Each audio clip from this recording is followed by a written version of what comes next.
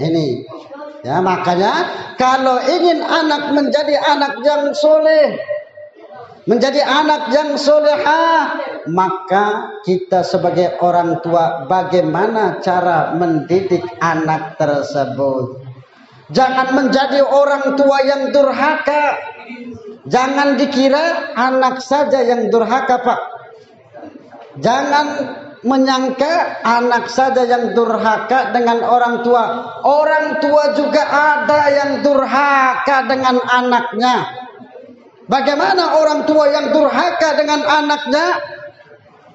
Tidak pernah mengajarkan Al-Quran, tidak pernah mengajarkan ilmu agama. Pernah suatu ketika ada seorang laki-laki membawa anaknya datang kepada Umar bin Khattab. Wahai Umar, wahai Amirul Mukminin, anak saya ini durhaka kepadaku. Maka Umar ini, Sayyidina Umar ini bertanya kepada anaknya tersebut, apakah engkau tidak takut kepada Allah? Engkau durhaka berbuat ini, berbuat itu dengan orang tuamu. Balik bertanyalah sang anak tadi, wahai Amirul Mukminin, apakah tidak punya hak anak kepada orang tuanya? Ada. Kata Umar, hendaklah carikan ibunya yang baik-baik, kemudian beri nama yang baik, ya, beri nama yang baik, dan ajarkan agama, ajarkan Al-Quran. Lalu sang anak tadi berkatalah, wahai Amirul Mukminin, ayahku ini tidak pernah, ya, ayahku ini tidak pernah mengajarkan kepadaku satu ayat pun dari Al-Quran. Ayahku ini menamakan diriku jual, kekelawar jantan, ya. Menamakan diriku tidak nama yang baik, tapi namaku adalah kekelawar jantan. Dan dia juga mencarikan ibuku dari seorang budak yang dibelinya 400 dirham. Ya. Maka setelah itu Umar melotot matanya kepada sang ayah tadi. Kau katakan bahwa anakmu yang durhaka, tetapi sebetulnya engkau yang durhaka. Pergilah sebelum Allah melaknat engkau, yakni orang tua yang tidak pernah memberikan ajaran kepada anak-anaknya.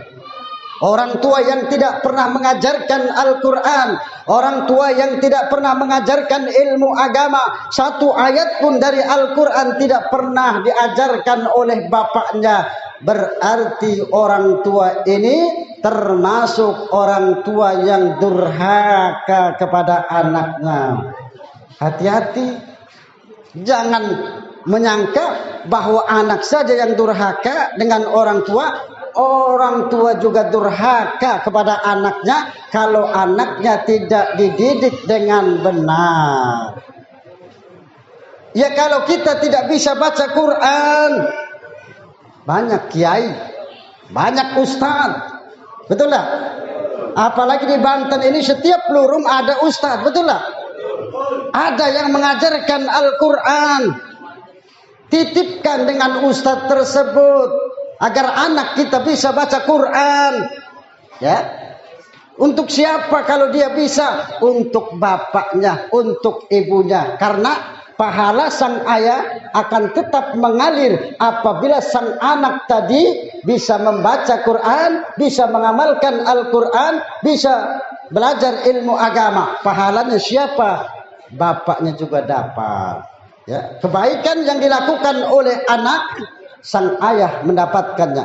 Kemudian keburukan yang dilakukan sang anak, sang bapak pun dapat. Ingat, keburukan yang dilakukan anak, sang ayah, sang ibu itu dapat dosa. Tetapi kebaikan yang dilakukan oleh anak, maka sang ayah, sang ibu itu pun dapat. Makanya itulah yang namanya anak yang soleh, anak yang soleh dan solehah. Maka dia akan mendoakan kedua orang tuanya apabila orang tuanya tersebut meninggal dunia. Ini maka ajarkan anak itu Al-Quran, ajarkan anak itu ilmu agama. Kalau kita tidak mampu, titipkan dengan ustadz, titipkan dengan kiai untuk mengajarkan ilmu agama. Tetapi pikir ustadznya, ya, ingat-ingat ustadznya, ya, kasih bulanan, ya, gaji. Kalau ada duit 500.000, ya, sebulan. Wong siji 500.000, wong 10 kan pira kon. Itu ayat ya. Ustaz lamun sebulan wong siji 500.000, barang wong 10 mah tuh 5 juta ta ya. Lah barang wong 20 lah 10 juta Ustaz. Sugih Ustaz. Iya. Tapi boro-boro. Ya. Bayaran 20.000 aja nunggak. Ya. Suruh sumbangan 20.000 masih nunggak 3 bulan orang bayar. Ya. Oh. Jadi ingat, pikirkan kemakmuran para ustadz, para kiai. Sama baik, ya. Sama baik kita memberikan sodako orang-orang yang di jalan Allah Subhanahu wa Ta'ala, sama berpahala, ya, berpahala di sisi Allah, ya. Daripada kita ngenjuk wong yang tidak karuan, lembalah ngenjuk ustad, ya. Ada sarung ngenjuk ustad, ada baju ngenjuk ustad, ya. Ada duit ngenjuk ustad, ada bini, jangan bini, gawat mulu kalau bini diinjuk dengan ustad, ya. Jadi bagaimana kita orang tua mendidik anak agar anak menjadi anak yang soleh? Yang pertama kata Nabi, berikan nama yang baik, ya, berikan nama yang baik, beri nama yang baik, yang mengerti apa maksud dan tujuan nama tersebut. Terserah nama itu dari bahasa dusun tah, dari bahasa Palembang tah, apakah bahasa Kemering, bahasa Pegagan, apa terserahlah. Yang penting ngerti maksud tujuan nama tersebut, ya. Namanya tidak harus berbahasa Arab. Bahasa Arab juga kalau namanya musyrikin madudu sarota. Nama anak namanya musyrikin. Katanya ditanya oleh Ustadz, kenapa namanya musyrikin? Kan ada di Quran Pak Ustadz, ya. Musyrikin itu kan ada di Quran. Iya, musyrikin itu ada di Quran, tapi apa makna musyrikin itu? Orang-orang yang menyekutukan Allah. Berarti kan mendoakan anaknya orang-orang yang menyekutukan Allah, berarti ya kan? Ya, itu. Nama Lata, nama Uzza misalkan. Itu kan ada dalam Quran katanya. Iya betul, itu ada dalam Quran. Tapi apa maksud dan tujuannya? Apa makna dari nama tersebut? Kita harus tahu, ya. Jadi tidak harus berbahasa Arab. Kita orang Indonesia harus nama Indonesia tidak jadi masalah. Yang penting kita tahu. Kalau Muhammad tinggal, berarti ditinggal Muhammad, ya. Misalkan, ya, itu. Jadi terserahlah. Nama itu dari bahasa apapun, yang penting kita mengerti. Tapi yang bagus itu mencontoh nama-nama nabi-nabi, ya, itu yang paling baik. Contoh nama nabi-nabi, kemudian nama-nama Allah seperti Ar-Rahman, Al-Malik, Al-Qudus, As-Salam. Tapi jangan nama itu, tapi dikasih Abdu, ya, Abdul Rahman, Abdul Malik, ya, itu namanya. Apa maning? Abdul Pengki. Waduh, Abdul Pengki. Ya, tidak masuk itu berarti. Kalau Abdul Pengki tidak masuk. Ya, Abdul Rahman, Abdul Malik itu nama-nama yang terbaik, ya, beri nama. Atau nama-nama Nabi Adam atau Idris, ya, apa Nuh, itu nama-nama yang baik, ya, nama-nama Nabi. Kemudian dari itu nama-nama Allah Subhanahu wa Ta'ala tersebut. Tapi harus dikasih apa namanya? Abdu, ya, hamba. jangan nama Al-Malik, misalkan Malik Al-Mulk, misalkan jangan, tapi harus diberi nama Abdu di depannya. Itu. Jadi yang pertama, agar anak menjadi anak yang soleh dan soleha, beri nama yang baik.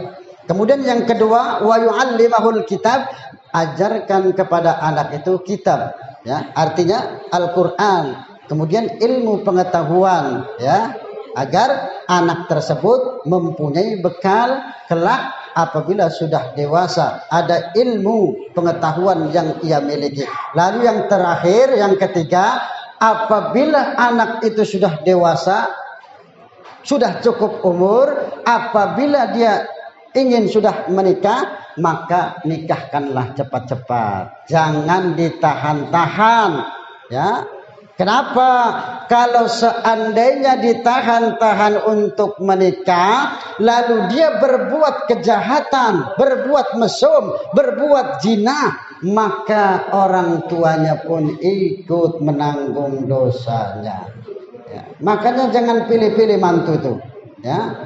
Kalau sudah ada kecocokan di antara mereka berdua, cepat-cepat nikahkan anak kita. Memang boleh kita memilih, ya, kalau memang kita ada mendapatkannya. Seperti yang paling utama itu adalah agamanya, kita cari itu, ya. Makanya kata Nabi, arba'un min syahadatil mar'i an takuna zawjatuhu shalihah wa auladuhu abraran. Kebahagiaan seseorang itu ada 4 hal, kata Nabi. Yang pertama, punya istri yang solehah.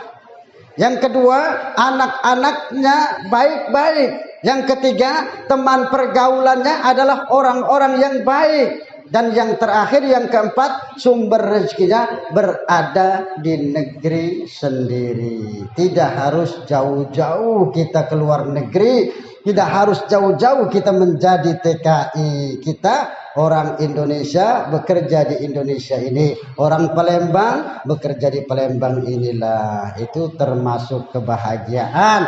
Karena setiap hari kita bertemu dengan keluarga kita, anak dan istri kita. Kita selalu berjumpa apabila kita bekerja di dalam negeri sendiri. Ini saja, mudah-mudahan